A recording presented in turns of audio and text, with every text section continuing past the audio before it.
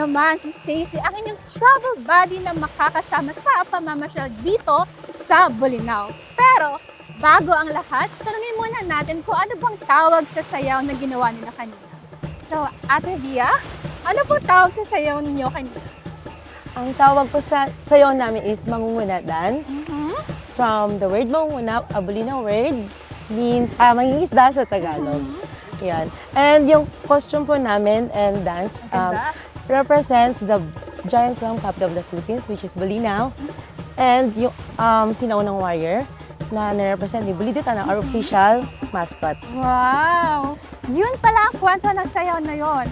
At alam nyo ba, hindi lang kapistahan ang magandang puntahan dito sa Bolinao dahil maraming pwedeng pasyalan dito na pwedeng nyong pasyalan na inyong pamilya at barkada. Kung ano yung mga yon, don't worry, I got you. Tara sa biyaheng Pangasinan!